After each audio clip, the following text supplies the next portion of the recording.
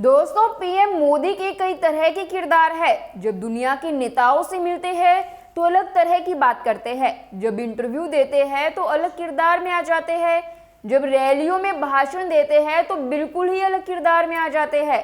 जब इन अलग अलग किरदार में मोदी जी बोलते हैं तो अपना पिछला किरदार भूल जाते होंगे जरूर, और हम सोचते हैं कि मोदी जी झूठ बोल रहे हैं। पहले मणिपुर पर सफेद झूठ बोला मोदी जी ने, अब फिर एक झूठ बोल दिया, मुसलमानों को घुसपैठिया, ज्यादा बच्चे करने वाले कहने वाले मोदी जी अब कह रहे हैं कि धर्म की राजनीति नहीं करता, मैं हिंदू मुसलमान नहीं करता और ना ही आगे करूंगा, ये मेरा संकल्प है। आखिर अब ये झूठी सफाई देने की जरूरत क्या पड़ी और इतना वक्त क्यों लगा ये झूठी सफाई देने में? नमस्कार दोस्तों, मैं हिमांशी कश्यप आपके साथ, आप देख रहे हैं जनता की आवाज। पीएम मोदी ने वाराणसी से नामांकन दाखिल करने के बाद न्यूज 18 इंडिया को दिए एक इंटरव्यू में कहा कि मैं जिस दिन हिंदू मुसलमान करूंगा ना, उस दिन मैं सार्वजनिक जीवन में रहने योग्य नहीं रहूंगा और मैं हिंदू मुसलमान नहीं करूंगा, ये मेरा संकल्प है।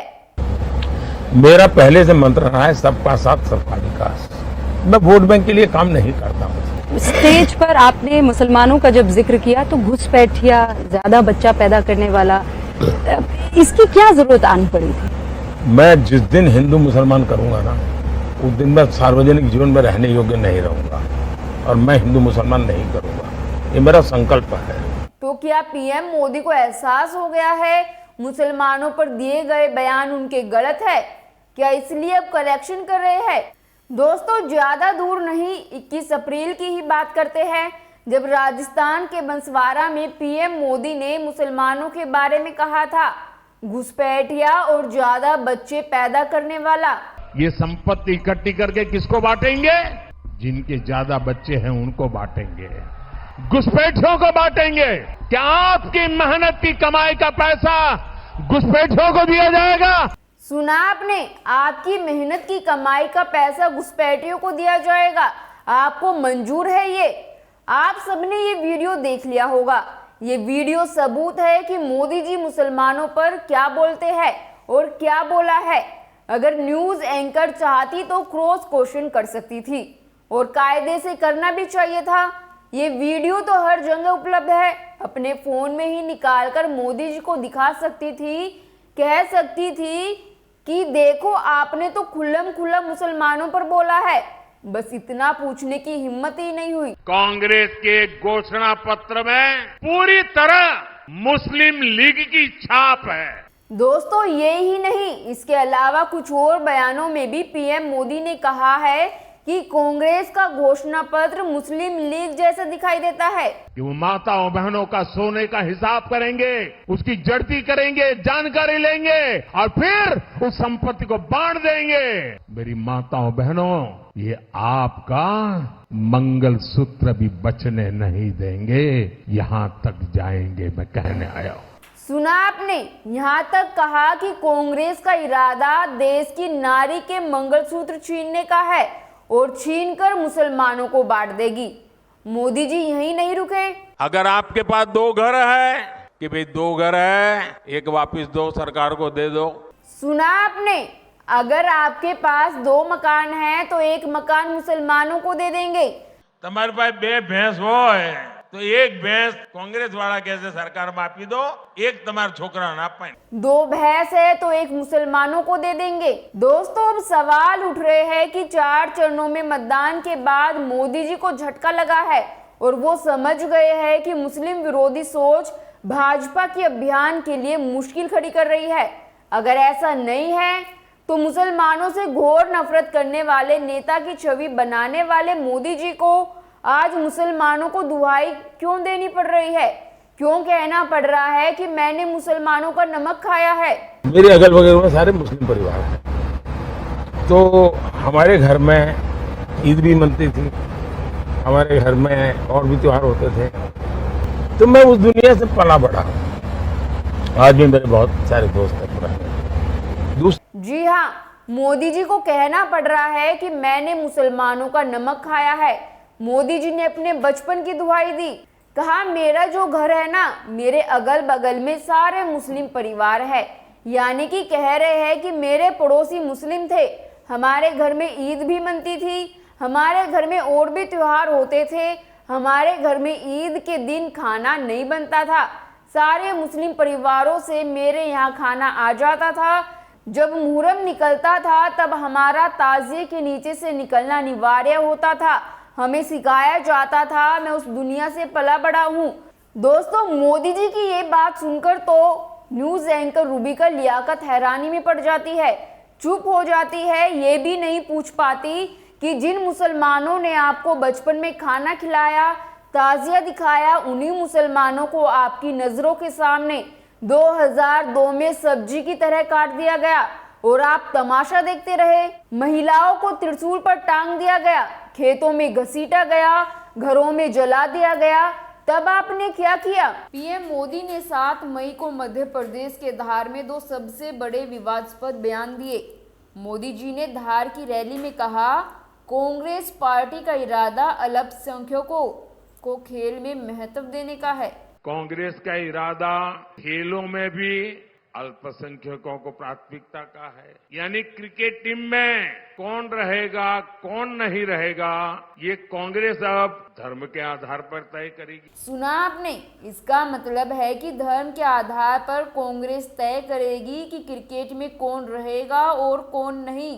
मोदी को 400 सीटें चाहिए ताकि कांग्रेस अयोध्या में राम मंदिर पर बाबरी ताला ना लगा दे। सुना आपने? मोदी जी ने कहा अयोध्या में राम मंदिर पर बाबरी ताला ना लग जाए। दोस्तों, यहाँ पर शब्द बाबरी ताला पर गौर कीजिए।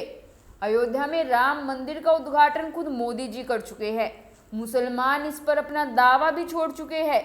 राम मंदिर के उद्घाटन समारोह में कुछ मुस्लिम भी पहुंचे थे, लेकिन फिर भी मोदी जी ने 7 मई की रैली में इस मुद्दे को जानबूझकर उभारा। पिछले हफ्ते केंद्रीय गृह मंत्री ने यही बयान खीरी लोकसभा सीट से भाजपा प्रत्याशी अजय मिश्रा टेनी के लिए वोट मांगते हुए दिया। दोस्तों, ये वही टेनी है जिसका बेटे आशीष मिश्रा पर किसानों पर जीप चढ़ाकर रौंदने का आरोप है। कांग्रेस देश को लिखित में गारंटी दे कि वो संविधान बदलकर धर्म के आधार पर मुसलमानों को आरक्षण नहीं देंगी, देश को बांटने का काम नहीं करेगी। सुना आपने? मोदी जी ने 2 मई को गुजरात के आनंद जिले में कहा, कांग्रेस और उसके सदस्यों को यह लिखित में देना होगा कि वे संविधान बदलने के बाद धर्म के आधार पर मुसलमानों को आरक्षण नहीं देंगे, वे देश को नहीं बांटेंगे। मोदी जी यहीं नहीं रुके, आगे कहा, अब इंडी गठबंधन ने मुसलमानों से वोट जिहाद करने को कहा है। सुना आपने? कह रहे हैं कि इंडिया गठबंधन के नेता मुस्लिम मतदाताओं से वोट जिहाद करने की अपील कर रहे हैं। दोस्तों, आपको वो वीडियो तो याद ही होगा जिसमें मोदी के राष्ट्र को बचाने के लिए आने से पहले मध्ययुगीन भारत पर हमला करने और उसकी संपत्ति लूटने वाले हिंसक और लालची मुस्लिम पुरुष हमलावरों का रूढ़िवादी चित्रण दिखाया गया था। वीडियो में बताया गया, अगर कांग्रेस चुनी गई तो वह हिंदू धन और संपत्ति को मुसलमानों के बीच बांट देगी। और थोड़े दिन पहले ही बीजेपी कर्नाटका ने एक वीडियो जारी किया था जिसमें अंडे के रूप में मुसलमानों को दिखाया गया था। वो वीडियो भी सबको अच्छे से याद ही होगा।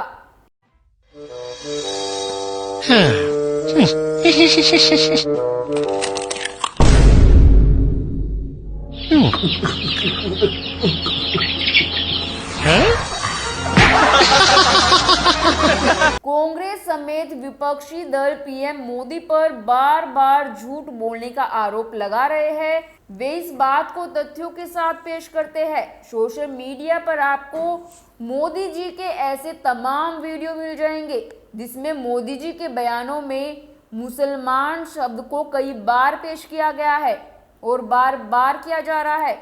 अमृत काल में अमृत महोत्सव का पहला ही घूंट बिल्किस बानो के परिवार पर टूट पड़ने वाले दरिंदों को पिला दिया और ये कहकर भी नहीं निकल सकते कि ये गुजरात सरकार का फैसला था। क्योंकि गुजरात सरकार ने सुप्रीम कोर्ट में लिख कर दिया कि अमित शाह के गृह मंत्रालय से पूछकर उसने उन दरिंदों को छोड़ा था। अब कह रहे हैं कि मैं हिंदू मुस्लिम को समान नजर से देखता हूं। वैसे दोस्तों, ये वही प्रधानमंत्री है जो कपड़ों से भी लोगों की पहचान कर लेते हैं। लेकिन ये कांग्रेस वाले और उसके साथी क्या कर रहे हैं?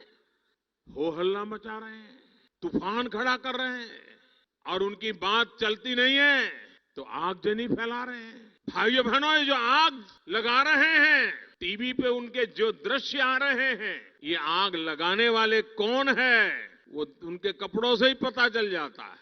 खुद पीएम मोदी ने तेजस्वी यादव पर मुगलों की तरह हिंदू भावनाओं का मजाक उड़ाने का आरोप लगाया, क्योंकि उनका एक वीडियो था जिसमें वह नवरात्रि के दिनों में मछली खा रहे थे। तो आज मुकेश जी जो है खाना लाए हैं, लंच में मछली लाए हैं, नमक है। अब यह इस तथ्य से कैसे मेल खाता है कि बंगाली मांस और मछली के साथ अपने नवरात्रे मनाते हैं? और क्या मुगल शब्द अल्पसंख्यक मुस्लिमों के लिए प्रयोग किए जाने वाला प्रोक्सी शब्द नहीं है? मोदी जी का पूरा पॉलिटिकल करियर हिंदू मुस्लिम करने में बीत गया। मुस्लिम, मंगलसूत्र, मटन, मुगल, घुसपैठिए, कपड़े, शमशान, कब्रिस्तान, हम 5 उनके 25, ये सारी बातें मोदी जी की है जो उन्होंने कही है। अब आप ही बताओ, मोदी जी की बात पर आखिर कैसे यकीन किया जाए? इतना झूठ बोलना, वो भी बड़े पद पर रहते हुए, शोभा नहीं देता। झूठ तो फिर भी चल जाए, पर इतना सफेद झूठ नहीं चलता।